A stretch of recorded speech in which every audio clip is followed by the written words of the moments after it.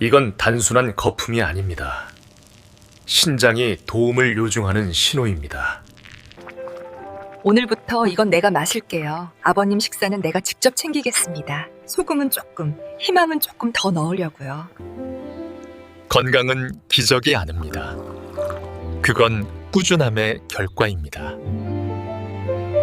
그분처럼 되고 싶지 않다면 제가 그걸 바꿀 수 있도록 도와드리겠습니다. 저는 서울에서 30년 넘게 노인 환자들을 진료해온 의사 이현우입니다. 매일 병원에서는 겉보기엔 멀쩡하던 분이 하룻밤 사이에 위중한 상태로 변하는 모습을 봅니다. 오늘 제가 들려드릴 이야기는 대부분의 병원에서는 절대 말하지 않는 진실입니다. 왜냐하면 사람들이 그 원인을 정확히 알게 된다면 매년 수천 건의 비싼 치료가 더 이상 필요 없어질 테니까요. 이건 의료계를 탓하려는 게 아닙니다. 아직 바꿀 수 있는 분들에게 기회를 드리고 싶어서입니다. 매일 아침 제 진료실에는 같은 눈빛을 한 분들이 찾아옵니다. 불안하고 지치고 두려운 눈빛. 그들은 이렇게 말합니다. 선생님, 요즘 소변에 거품이 너무 많아요. 냄새도 이상하고 몸이 무겁고 하루 종일 피곤해요. 어떤 분은 휴대폰에 찍은 사진을 보여줍니다. 흰 거품이 잔뜩 낀 뿌연 플라스틱 컵. 대부분 그냥 그런가 보다 하시지만 제 눈에는 그게 명백한 신호로 보입니다. 신장이 도움을 요청하고 있다는 신호입니다. 저는 그런 환자들을 수백 명 봐왔습니다. 튼튼하다고 자부하던 한 중년 남성은 소변에 거품이 생긴 지 6개월 만에 일주일에 3번씩 투석을 받게 됐습니다. 또 한 젊은 여성은 다른 병원에서 이제 신장 이식 준비를 하라는 말을 듣고 진료실에서 울음을 터뜨렸습니다. 그들의 눈빛을 저는 잊을 수 없습니다. 그건 단순한 공포가 아니라 자기 몸이 자신을 배신했다는 절망감이었습니다. 우리는 흔히 이렇게 말합니다. 나는 깨끗하게 지내고 건강하게 먹으니까 괜찮아. 하지만 많은 사람들이 병원에 가는 이유는 더럽기 때문이 아니라 몸의 중요한 부위를 제대로 돌보지 못해서입니다. 특히 신장 하루 24시간 피 한 방울 한 방울을 걸러내며 독소를 배출하는 장기. 그 조용한 일꾼이 우리의 생활 습관 하나하나에 의해 서서히 망가지고 있습니다. 한국에서는 매년 수천 명의 어르신이 신장합병증으로 세상을 떠납니다. 이는 같은 연령대의 간암이나 뇌졸중 사망자보다도 많은 수치입니다. 더 안타까운 건 그 절반 이상이 단 한 가지 신호만 빨리 알아챘다면 충분히 막을 수 있었다는 것입니다. 그 신호는 바로 5분 이상 사라지지 않는 소변의 거품입니다. 신장은 가장 정교한 여과기입니다. 피를 걸러 단백질과 영양분은 남기고 노폐물만 소변으로 내보냅니다. 그런데 여과막이 약해지면 단백질이 새어나와 소변에 섞이고 그게 거품이 되는 겁니다. 그래서 거품이 안 꺼진다는 건 단순한 현상이 아니라 혈중 단백질이 빠져나간다는 생물학적 경고입니다.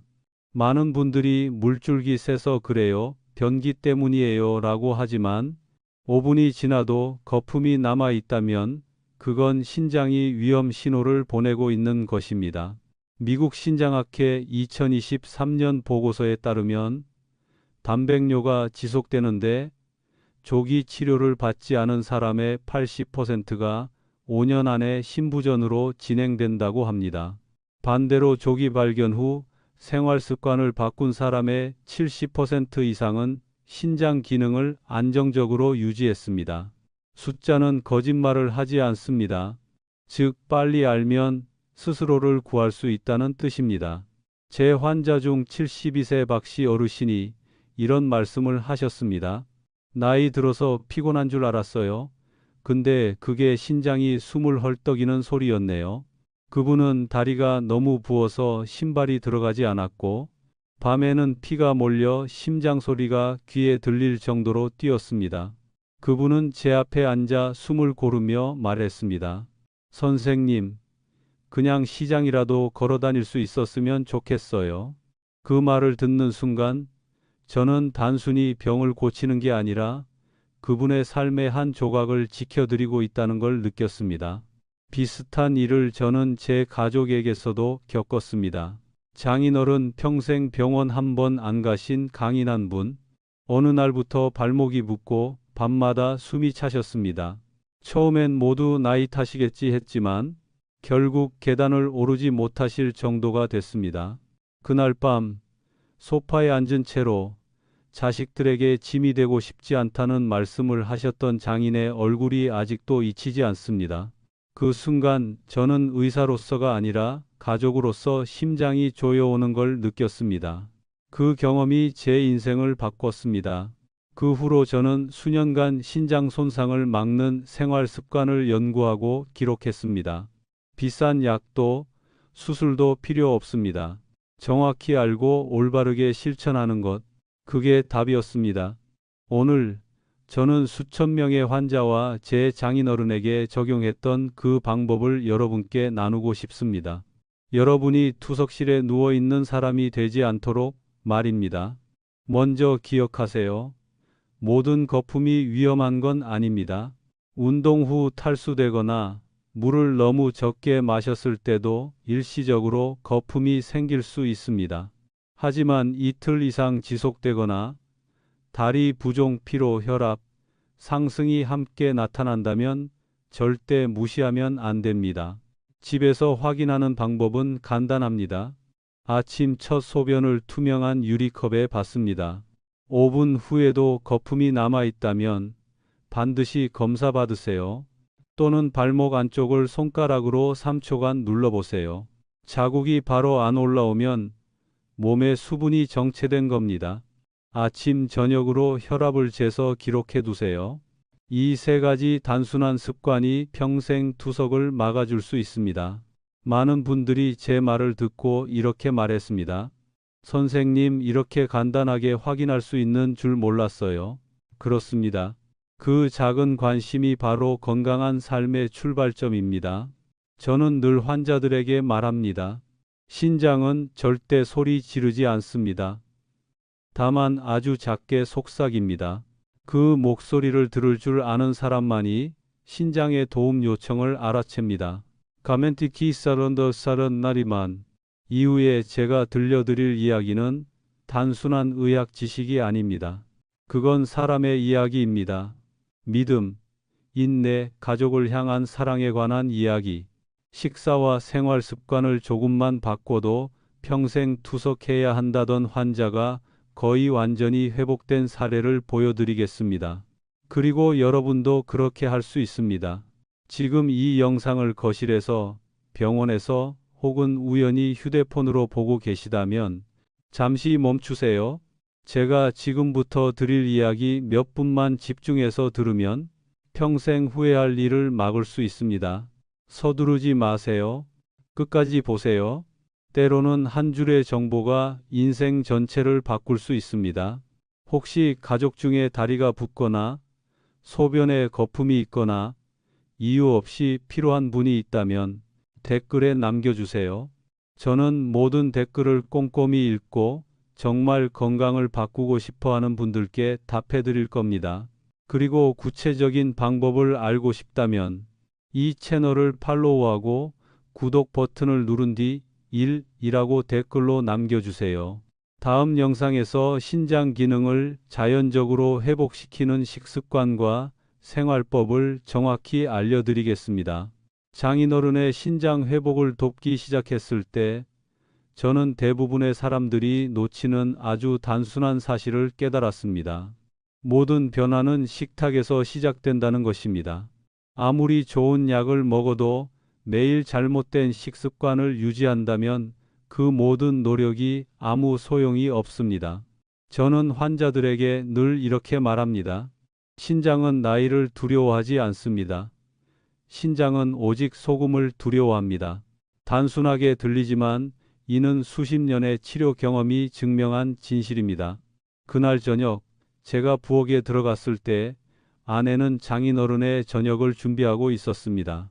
큰 그릇에 국을 떠서 한 숟가락에 소금을 넣고 맛을 보던 아내에게 제가 말했습니다. 오늘부터 이건 내가 맡을게요. 아버님 식사는 내가 직접 챙기겠습니다. 아내는 놀란 듯 물었습니다. 당신 뭔가 다르게 하려는 거예요? 제가 웃으며 답했습니다. 아니요, 다를 건 없어요. 다만 소금은 조금, 희망은 조금 더 넣으려고요. 정말 그렇습니다. 양념 하나만 바꿔도 지쳐있는 장기를 구할 수 있습니다. 저는 장인어른께 숟가락 대신 젓가락으로 식사하시라고 했습니다. 숟가락으로 국물을 떠먹으면 나트륨을 그대로 섭취하게 되니까요. 식사량도 줄였습니다. 큰 그릇 대신 작은 그릇에 국을 담고 소금 대신 묽은 간장, 식초, 후추 몇 알로 간을 맞췄습니다. 처음엔 심심해서 못 먹겠다고 하셨지만 2주 후에는 미각이 달라졌습니다. 몸이 적은 염분에 익숙해지자 다리 부기가 줄고 숨쉬기가 한결 편해졌으며 무엇보다 혈압이 눈에 띄게 내려갔습니다. 많은 분들이 모릅니다. 짜게 먹으면 혈압이 오르고 신장의 미세혈관들이 매 순간 파도에 맞듯 계속 손상된다는 사실을. 그 미세한 필터막이 찢어지면 단백질이 새어나와 소변으로 배출됩니다. 그래서 짠 음식을 즐겨 먹는 사람들은 부종, 고혈압, 심부전 위험이 훨씬 높습니다. 세계보건기구는 하루 소금 섭취량을 5개 이하로 권장합니다. 티스푼 반도 안 되는 양입니다. 하지만 한국인과 베트남인의 평균 섭취량은 그 2배에 달합니다. 김치찌개 한 그릇, 생선조림 몇 점, 혹은 단 몇 조각의 장아찌만으로도 기준을 초과하죠. 저는 환자들에게 지금 당장 짠 음식을 끊으세요 라고 하지 않습니다.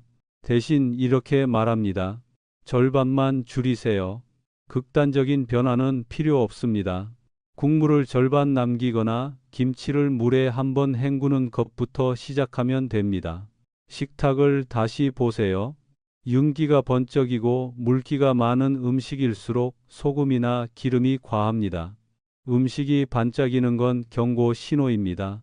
빛나야 할 것은 당신의 건강이지 음식이 아닙니다. 소금 외에도 또 하나의 조용한 적인 포스포러스이 있습니다. 필수 미네랄이지만 가공식품 속 첨가인은 신장에 매우 위험합니다. 제가 어느 날 한 환자에게 물었습니다. 소시지나 라면 자주 드세요? 그분이 웃으며 대답했습니다. 그럼요, 싸고 간편하잖아요. 그때 저는 그의 혈액검사 결과를 보여드렸습니다. 혈중인 수치가 정상의 2배, 신장 여과율은 일반인보다 3배나 빠르게 떨어지고 있었습니다. 가공식품, 탄산음료, 튀김류, 이 모든 음식엔 인이 인공적으로 첨가되어 있고 흡수율은 거의 100%입니다. 반면 채소나 생선의 자연인은 30, 50%밖에 흡수되지 않습니다. 즉, 라면 한 그릇이나 탄산음료 한 캔을 마실 때마다 신장은 2배의 일을 떠맡게 되는 셈입니다. 신장이 약한 사람에게는 낡은 기계를 하루 종일 돌리는 것과 다를 바 없습니다. 2022년 대한신장학회 연구에 따르면 일주일에 3번 이상 가공식품을 먹는 사람은 직접 조리해 먹는 사람보다 투석 위험이 2배 높습니다. 부산에 김 씨라는 환자가 있었습니다. 야근이 잦아 10년 동안 편의점 도시락만 먹었죠. 그는 말했습니다. 저는 술도 담배도 안 하는데 왜 신장이 나쁜 거죠? 검사 결과 크레아티닌 수치가 위험 수위를 넘었습니다. 저희는 단 한 문장으로 설명했습니다. 편리함이 당신을 천천히 중독시킨 겁니다. 물론 현대 사회에서 완전히 가공식품을 피할 수는 없습니다. 하지만 그것을 가끔의 선택으로 두세요. 월요일에 라면을 먹었다면 나머지 날엔 삶은 채소, 찐 생선, 두부로 식사하세요. 그렇게 단 일주일만 실천해도 혈액은 맑아지고 신장은 휴가를 얻게 됩니다. 몸은 상처를 입더라도 기회를 주면 스스로 회복할 힘이 있습니다. 소금과 인 외에도 3번째 변수는 칼륨 K입니다. 칼륨은 친구이자 때로는 적입니다. 신장이 건강할 땐 혈압을 낮추고 심장을 보호하지만 신장이 약하면 칼륨이 몸에 쌓여 부정맥이나 심정지를 일으킬 수 있습니다. 한 환자는 비타민이 많다며 매일 바나나와 토마토를 드셨습니다. 몇 주 후 심장이 불규칙하게 뛰어 응급실로 실려왔죠. 혈중 칼륨 수치는 안전 기준의 1.5배였습니다. 그래서 저는 늘 말합니다. 모든 사람에게 좋은 음식은 없습니다. 내 신장 상태에 맞는 음식이 있을 뿐입니다. 만약 사구체 여과율 GFR이 30 이하라면 바나나, 감자, 오렌지, 토마토, 시금치 같은 고칼륨 식품을 줄이세요. 하지만 신장이 아직 건강하다면 적당한 칼륨은 오히려 혈압을 안정시키고 혈관을 보호합니다. 반드시 혈액 검사를 통해 확인하고 거기에 맞춰 조절해야 합니다. 음식은 죄가 없습니다. 잘못은 그것을 잘못된 사람, 잘못된 방법, 잘못된 시점에 사용하는 데 있습니다. 장인어른이 새 식단을 시작하셨을 때 저는 그것을 젓가락 식단이라 불렀습니다. 국물은 금지, 액젓은 금지. 대신 식초, 후추, 마늘, 파, 야채 육수를 이용해 자연스러운 단맛과 향으로 간을 맞췄습니다. 처음엔 불평하셨지만 몇 주 후엔 이렇게 말씀하셨습니다. 이상하네. 요즘은 고기보다 채소 향이 더 맛있게 느껴지네. 그 말을 듣는 순간 저는 알았습니다. 몸이 스스로 균형을 되찾고 있다는 것을. 저는 환자들에게도 늘 이렇게 말합니다. 음식은 약이 될 수도 있고 독이 될 수도 있습니다. 그건 모두 당신이 어떻게 먹느냐에 달려 있습니다. 소금을 줄이고 가공식품을 피하고 칼륨을 조절하세요. 그 세 가지만으로도 신장은 눈에 띄게 회복됩니다. 저는 실제로 많은 환자들이 이 방법으로 혈압약을 줄이거나 인요제를 끊는 것을 봤습니다. 몸은 기적을 원하지 않습니다. 다만 제대로 된 대우를 원할 뿐입니다. 그리고 잘 모르는 사실 하나 더. 염분을 줄이면 마음까지도 가벼워집니다. 소금이 많으면 몸에 수분이 쌓이고 혈류가 느려져 뇌에 산소가 부족해집니다. 하지만 염분을 줄이면 혈류가 원활해지고 머리가 맑아지고 숙면할 수 있습니다. 장인어른이 어느 날 웃으며 말씀하셨습니다. 전에 내가 코 골았는데 요즘은 아내가 내가 아기처럼 잔다고 하더라고.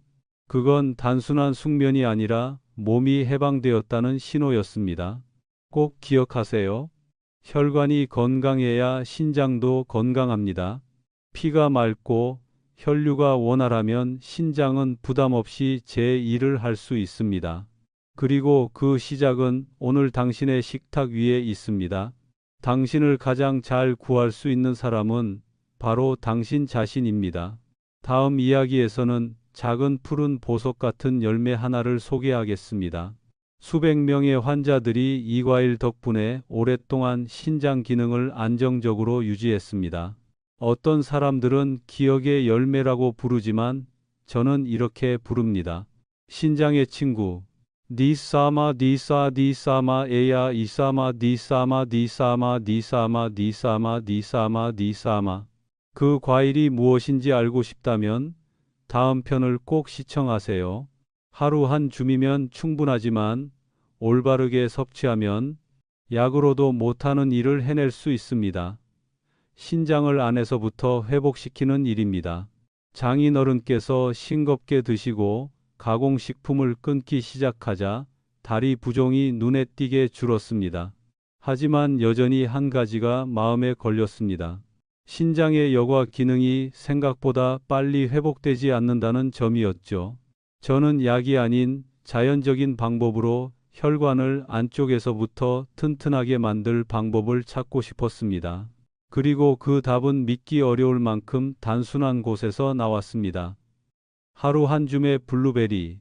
한국에서는 블루베리라고 부르지만 의학계에서는 이 과일을 이렇게 부릅니다. 혈관의 수호자.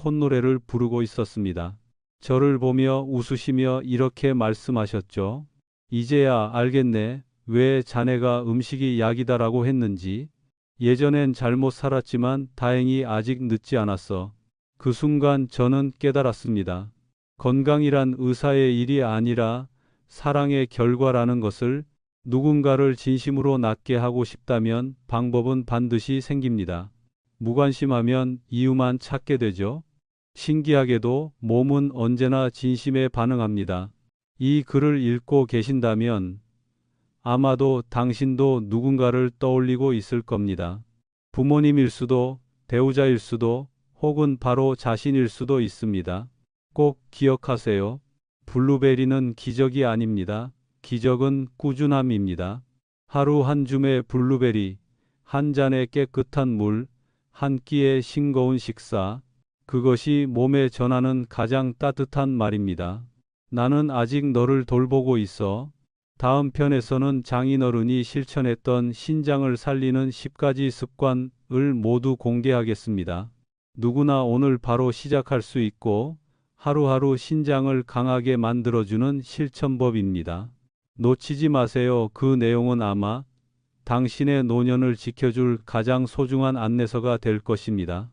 장인어른의 신장이 완전히 회복된 후 저는 그분의 치료 과정을 처음부터 끝까지 세세히 기록하기 시작했습니다.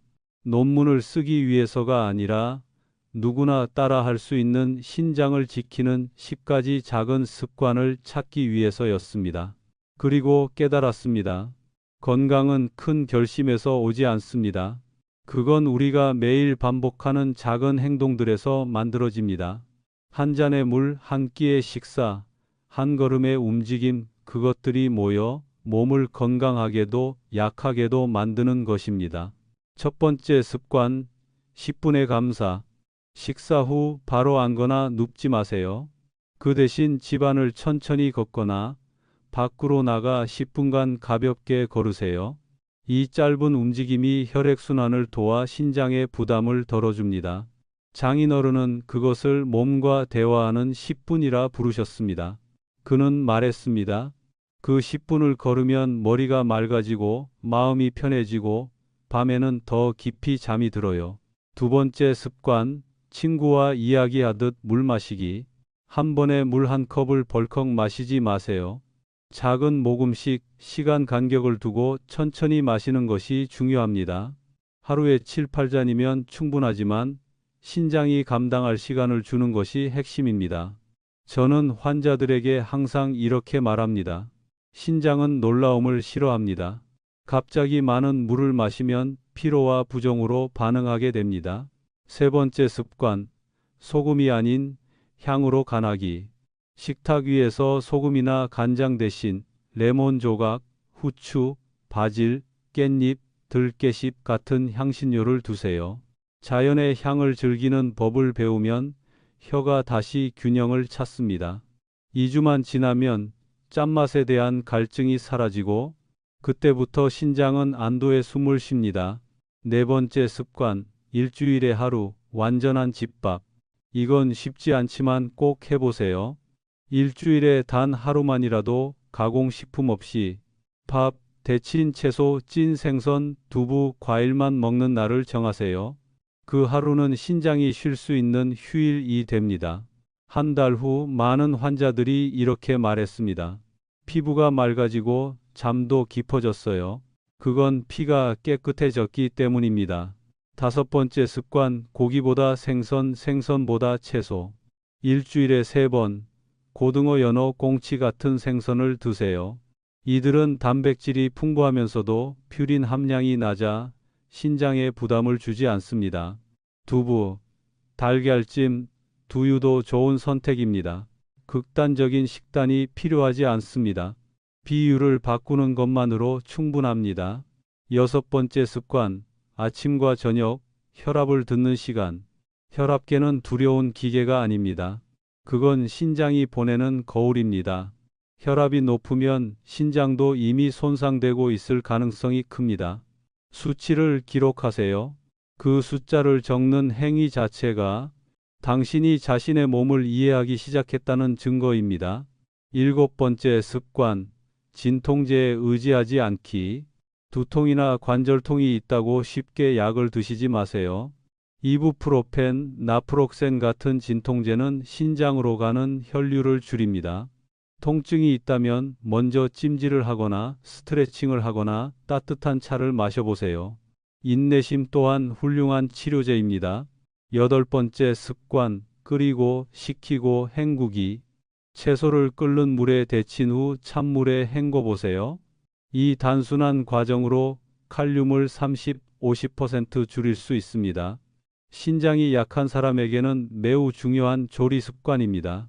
그 작은 동작 하나가 신장의 생명을 연장합니다. 9번째 습관, 일찍 잠자고 밤에는 물을 줄이기. 신장도 사람처럼 쉬어야 합니다. 밤 9시 이후에는 물을 너무 많이 마시지 마세요. 밤새 신장이 쉴 수 있도록 하세요.